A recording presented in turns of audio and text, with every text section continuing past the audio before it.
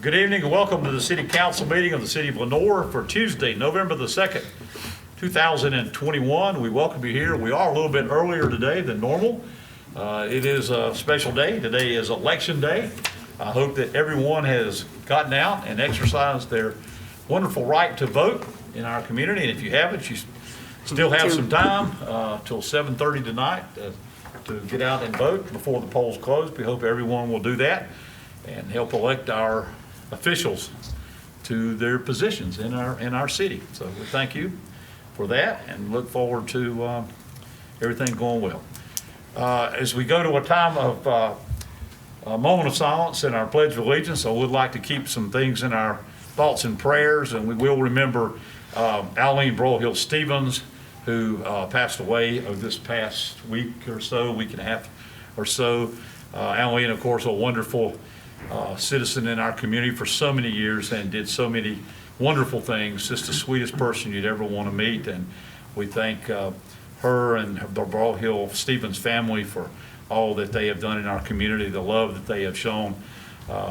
It's sad, of course, that she and her brother Paul passed away so close together, but both were at that age of life and had spent wonderful lives doing great things in our community. This meeting is being recorded. Thank you very much for that. We appreciate it. Being recorded. And also, please keep your thoughts and prayers the tragic shooting this week, loss of lives, just terrible situation there. We are with continued prayers for those families involved, and of course for the infant who was also injured, but hopefully seems to be doing better, and we hope that everything will be okay with the little baby that was also involved there. But tragic time in our community, so please keep those families in your thoughts and prayers as well. So if you will, please, let's rise now. Join us for our moment of silence and our pledge.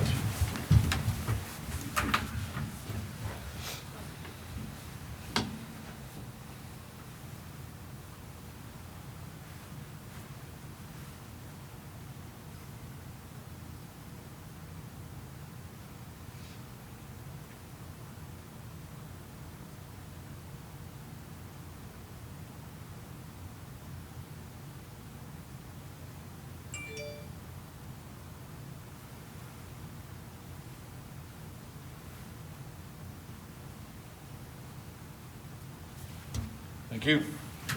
Please salute the flag. I pledge allegiance to the flag of the United States of America, to the republic for which it stands, one nation, under God, indivisible, with liberty and justice for all. Thank you. Let's do our roll call so that we'll know who is with us and who is on our Zoom tonight. We will start with those here in the chamber, and we'll start, Mr. Presswood, we'll start with you and come around if you don't mind. Ralph Freshwood. Ben Willis. Todd Purdue. Chrissy Thomas. Joe Gibbons. David Stevens. Jonathan Beal. TJ Rohr. Thank you, sir. Shirley Cannon. And Jonathan Harris. Okay, thank you for all those are all with us here. And Two in the back. in back is our planning director, Jenny Wheelock. Thank you, Jenny. And Chief. Oh, and Chief Phelps. Thank you, sir. Back there. All right, then I'll go down the rest of the list. Donna Bean. Here. Thank you. Fire Chief Ken Hare. I'm here. Economic Development Director Kaylin Horn. Here. Thank you. Parks and Recreation Director Kenny Story. Here. Thank you, Kenny. Public Utilities Director Radford Thomas. Here. And our Public Works Director Jared Wright. I'm here. Thank you, sir. Did we leave anybody out that's with us on Zoom? Okay, thank you very much. So we'll go into our meeting. And first thing, we do not have any matters scheduled tonight for public hearing. So we'll move to our consent agenda items, which consist of the minutes of the City Council meeting of Tuesday, October 19th, 2021.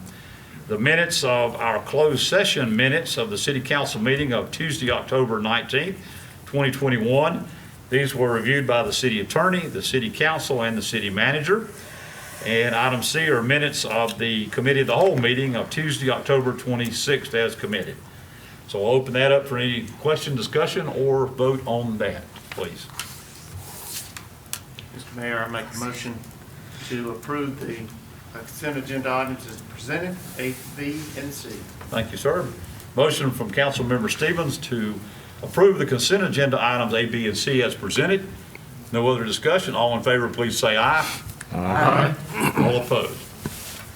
Thank you. Since everybody here is, all the council's here, we don't have to go to the Zoom, do we? That's good.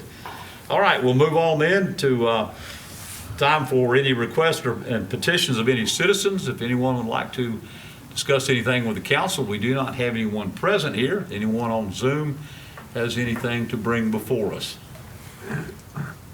Hearing nothing, we'll move on. We do not have reports of our boards and commissions this evening, so we'll move on to the report and recommendations of the city manager, Mr. Hildebrand. Mr. Mayor, Council, some items for information this evening. The city's fall leaf collection service started yesterday, Monday the 1st, and will end January 31st, 2022, and each resident should be picked up at least 3 times, 1 per month. The City County Service Committee will meet on Monday, November 8th at noon. The Caldwell County Economic Development Commission will meet on Tuesday, November 9th at 8 a.m. The National League of Cities Virtual City Summit begins on Monday, November 15th, and ends on Friday, I think, November 19th. Participating with this will be Mayor Joe Gibbons, Council Members Willis, City Attorney Rohr, and City Manager Hildebrand. I would note that the American Legion will be hosting a Veterans Day event on Thursday, November 11th at 11 a.m. at the Veterans Plaza. I'd also note city offices are closed November 11th in observance of Veterans Day, and also on Thursday, November 25th and Friday, November 26th in observance of Thanksgiving. The Lenore Business Advisory Board will conduct a virtual meeting on Thursday, November 18th at 6 p.m., and the ABC Board will meet on Thursday, November 18th at 2 p.m. The Planning Board is scheduled to meet on Monday, November 22nd, 5:30 in the chambers we're in tonight. And then lastly, I would note that the the 7th Annual Drive-By Community Turkey Tuesday will be held on Tuesday, November 23rd, beginning at 5 p.m. It's a drive-by event, and I'll go back and defer to Council or Mayor Pro Tem Thomas or Councilmember Perkins for any comments they want to go back and add. We're still taking donations, and we're still looking forward to a big event. So anything that the community can do to support it, we're looking forward to it. And lastly, I would go back and announce the Christmas parade will be held on Friday, December 3rd at 6:30 in downtown Lenore. So, and that's all I have for announcements. Tonight, we have one item for council action. It's an ordinance amendment, first reading. This is regarding chapters 1, 2, 5, 9, and 13, Appendix C of the Lenore Code of Ordinances to address updates prompted by the recent legislative changes and general statutes. We'll have, again, the first reading this evening, second reading, I think, December 7th, and a public hearing at that time. Jeannie Willock is here tonight to go back and discuss those changes that have been reviewed by the city attorney and also Police Chief Phelps, and we'll answer questions. And Jeannie, I'll let you begin. All right. I'll tell you that everybody, Will you? yes, Thank you. absolutely. Thank you. The police department really fought me on this. They really wanted to write it, but they let me do it. So just a riveting bunch of code changes here. I'll try to go through them quickly, but so that you guys can understand what we're doing. This is a pretty technical ordinance. There's not anything exciting like policy-wise that I've been really excited. Actually, that's not true. There's one thing in there I'm kind of excited about. The bulk of the ordinance that is in your packets is because of Senate Bill 300, which is criminal justice reform measures. The other thing it does is clean up some statutory references, some stuff about privilege licenses, massage parlors, some outdated references to pawnbrokers. Basically, imagine this. I got into it and started to peel back the layers, and it was bigger than I had intended it to be. So this is a chapter of code I don't play in very often, and so it's a good chance for me to get to clean up some stuff that I haven't got to yet. And then there's some real minor amendments to board stuff that came out of an audit that we did to our appointed boards, the membership and the rules and procedures and stuff like that. So Senate Bill 300 did a lot of things. I'm sure you'll be hearing more about it from Chief Phelps in the coming weeks and months. But the part that we're talking about today is it did two things. It decriminalized a lot of ordinances, pretty much all the ordinances I enforce except for the ones about unsafe buildings. And it also amended General Statute 14.4. That's the one that used to say all local ordinances are punishable as a misdemeanor. There was an assumption that unless you changed your code to decriminalize, that the standard was that all of them were able to be charged criminally as misdemeanors.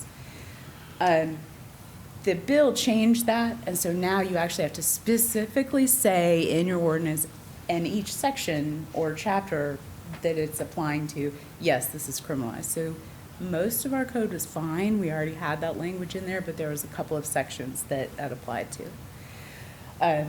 That is the new language of 14.4. So this is the bulk of it, the decriminalized section. Basically, any ordinance adopted under 160D, so all of the development ordinances, the flood damage prevention and subdivisions and housing, stormwater, zoning, all of that, pretty much, except for the unsafe buildings, is now no longer a misdemeanor, only civil penalties. Some stuff about stream clearing that we didn't have, some stuff about solar collectors and rain barrels that we don't have. Anything adopted pursuant to the general statute 168-194, which gives us the ability to regulate businesses and uses. Now, there's some specific statutes that still have criminal consequences. But that's decriminalized. And then billboards, pretty much, you get a theme here. Pretty much if it's like a use violation, land violation, it's not happening in the now kind of where you could say, hey, stop, and if they don't arrest them, it's pretty much civil only now. This was not, Chief, you know when this was adopted? Not long ago, September.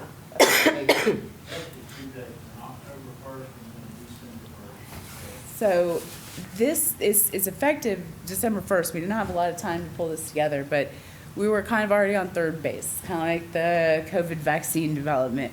In 2018, we had to go through our whole ordinances, and Chief Phelps and I, and probably some of the captains at that time, went through everything to find all of our local criminalized ordinances. We had to report that to the state already, so I had a good list to work off of. I knew which sections had to be deleted, and we also knew which ones we had charged locally that weren't specifically enumerated in our code as a criminal ordinance.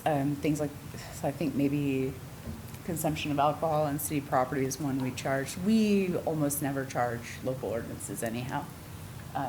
Chief, you say this, I mean, just maybe 6 or 8 charges over the past like 5 years, compared to all of the ones that they did.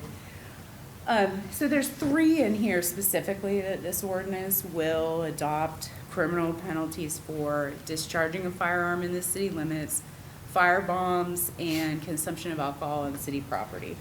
I say it's new criminal penalties, but it's not, because they've always been criminal under the statutes. It's just that now the statutes have been changed. We got to keep it criminal, we've got to make these changes.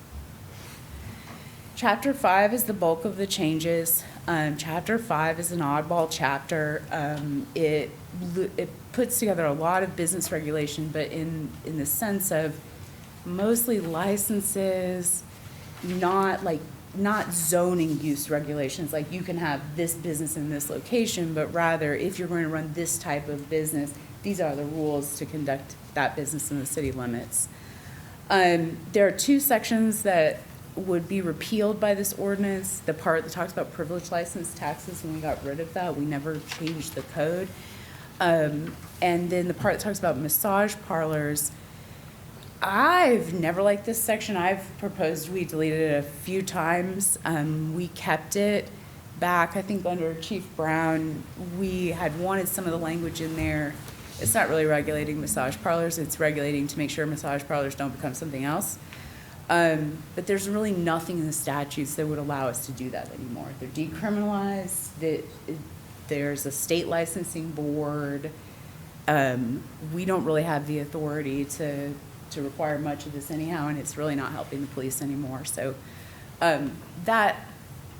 take a look if you haven't in a while, but it would basically require this body to get some pretty personal information and issue a permit to anyone that want to do massage therapy in the city, like including like doctors' notes saying they're disease-free and stuff. I mean, it's just really kind of, I'm glad that we have a chance to get rid of it personally. So, let's see. The other thing is a lot of our, the things about pawnbrokers, precious metals dealers, things like that, it's authorized under statute. There are criminal consequences if you don't follow those rules. We just had it set up in the codes that they were being issued by the finance director as a part of the privilege license. We don't have the privilege license, so I just cleaned up the language to make our code match the statutes. I don't really know a lot about the regulation of those uses. I talked to Captain Wilson some. He says we don't deal a lot with them either, Chief. I think it's more just now the code will be right if we ever need to use it. That's just the general authority. I think I've really pretty much covered that. Specifically, Chapter 66, Article 45 still has all of, they're actually higher misdemeanor charges for pawnbrokers and precious metals dealers and stuff. So initially I had thought, oh no, that's just a general use regulation. Now it's not criminal, but pretty sure it still is. So that doesn't get changed. Couple changes to the boards is the last thing. I kind of stuck in this ordinance because I've been working on it anyways, and I figure while you're so fascinated with the rest of it, might as well put in some more changes like that. Pretty much just clarifies how we do board appointments. You know, we've talked about this before, where really the way the boards were set up should have been from July 1st to June 30th, and then filling terms for the remainder of the term. So it kind of clarified some of that. And then I went through all of the appointed board rules and procedures and made sure they matched the things that the code said, you know, how many members or what's the quorum. And the Parks and Rec Board was the farthest off from what the code had in it. So there's some changes basically to allow that board the flexibility to police themselves, and they need to have rules of procedure adopted. And so I was going to work with Kenny on that to make that happen. And then the last thing we did was that we actually specifically put in there something about when a planning board member is appointed to serve on the Board of Adjustment, that they're doing so in an ex officio capacity. It's the closest that we can sort of get to the fact that there's a statute that only allows you to serve on 2 appointed boards, or you can be on 1 elected board and 1 appointed board.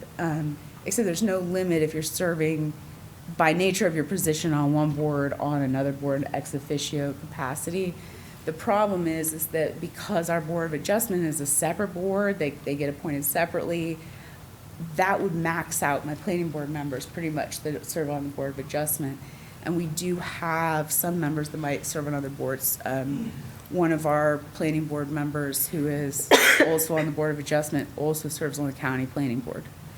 Well, and he also serves on the county Board of Adjustment because of that. So I made the county planning director aware too. I think a similar change like this on this end, on their end, should clear up that issue. So totally unrelated to SB 300, but wanted to stick it in there. So next steps, I know I saw some puzzle looks at first reading. We don't do that a lot. The SB 300 requires new criminal provisions in your code can't be adopted on first reading. You have to do a reading of the ordinance and then take it back to second reading. Normally we think of the public hearings as sort of being advertised and people know what's happening, but not all ordinances require public hearings. Anything that's authorized under 160D requires a public hearing. So there are some changes to, you know, stormwater and floodplain stuff, just to delete those criminal provisions out. They need a public hearing. So we'll do the public hearing on December 7th, which will also be the second reading. We'll hit all of the things that we need to hit as far as what the statutes require of us to change these codes. And I just had to throw this in here because I love it. Matthew Anthony took this we did headshots for planning staff, but that is my, somehow I ended up with like just a department full of attractive people. So. But Nice little group. some real in-house talent. I mean, we did individual headshots too. He's amazing. So, at any rate, any questions? I know this It makes Zach look like a big guy, doesn't it? He is a big guy. That is a big guy. actually, yeah. So, I know there's, you guys have places to get to and votes to make count. So, any questions, concerns? This is going to come before you again. I think I found 2 typos in the ordinance I'll fix, but they don't change the substance. Any questions of Jenny concerning good work on this? And I know you've been planning a lot of things with it. Thank you for what you're doing and putting it together, especially about the boards and that kind of thing. I know we're trying to get that into a more consolidated form, I guess, and when the appointments are and all those kind of things and terms and all that. So a lot of work going on with that. We appreciate it. This is just when we change one thing and we don't change another, and then kind of over time and things start to get off. You know, pawnbroker section, at some point in like the 90s, we went in and changed half the provisions, didn't change the other half, and they're still referencing repealed statutes. So we're repealed in '89, so I mean, it's a little out of date. Yeah. But I'm gonna bring it kicking and screaming into this section.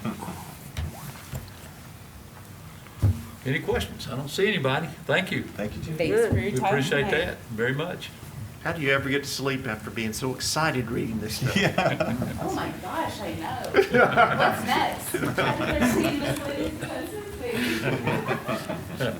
Thank you very much, Jenny, and all your staff as well, and the planning board and all the people involved. Planning board actually didn't review this, but they are awesome, so. Okay. Good. All right, we'll move on then to You probably need to report. adopt the first Motion reading. for that? Sorry. I'll make a motion, Mayor, that we call for a public hearing for the purpose of reading the second reading of the zoning ordinances, planning ordinance is proposed. Yeah, thank you. We have a motion, sorry, it's about, got too quick, didn't I? Motion from Councilmember Purdue for the ordinance amendments for the next reading, which would be on Tuesday, December the 7th, for the second reading of the ordinance, and we'll look at that, approving finally after the second reading of that. Any other discussion on it? If not, all in favor, please say aye. Aye. All opposed? Thank you. That carries unanimously. Thank you. All right, well, then we'll move on now to report and recommendations of the city attorney, Mr. Ward. Nothing to report. Nothing to report. Thank you, sir.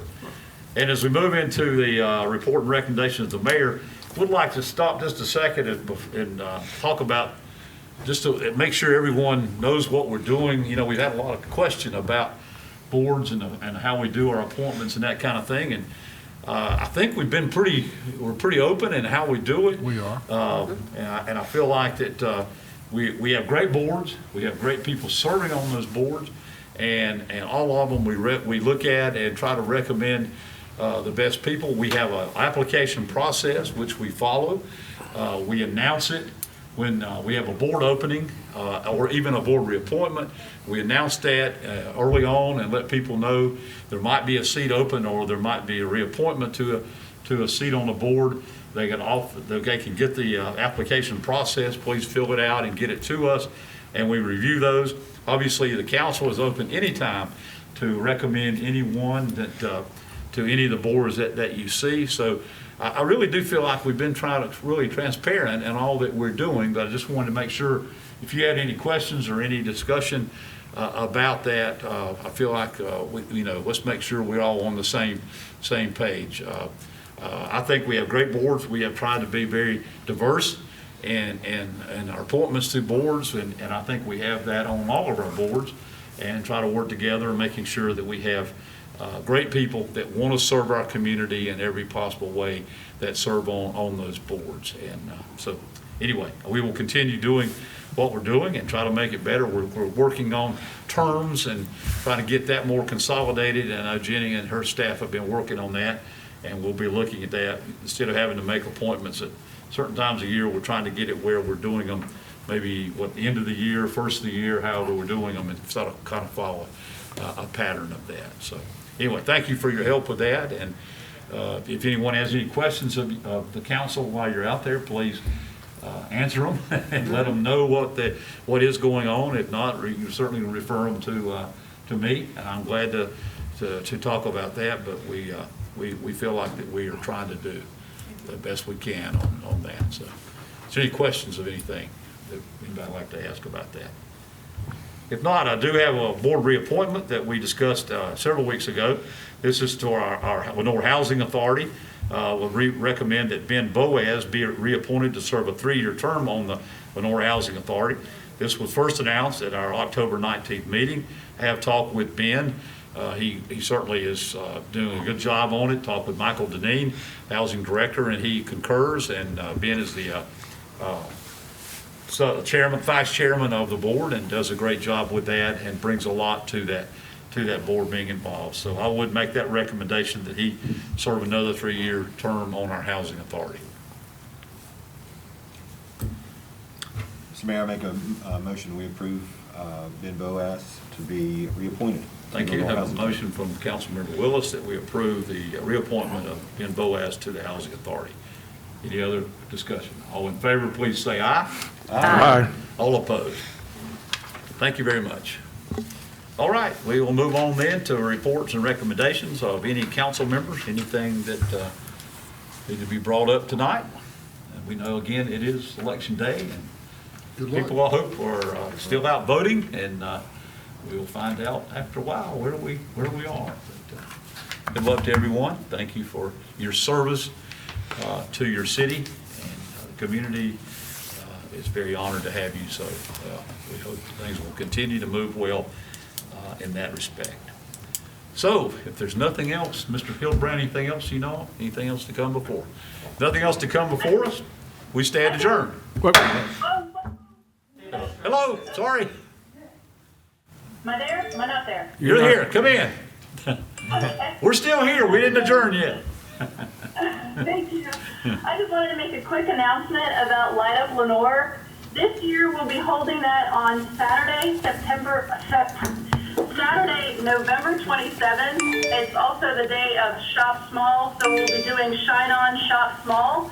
So for those folks who might have been looking for it on our traditional Thursday before Thanksgiving, I just wanted folks to be aware that Light Up Lenore will actually start on the 27th of November of this month. Okay, and that's the 27th is a Saturday? Yes. It's Saturday. Okay. Okay, right after Thanksgiving, actually. Okay, Right. thank you. While we're there, anybody else on Zoom have anything that they need to announce before we adjourn again? Okay, thank y'all. Sorry about that. We didn't mean to pass you over on that. Thank you very much. Again, this meeting is adjourned. For real, for real.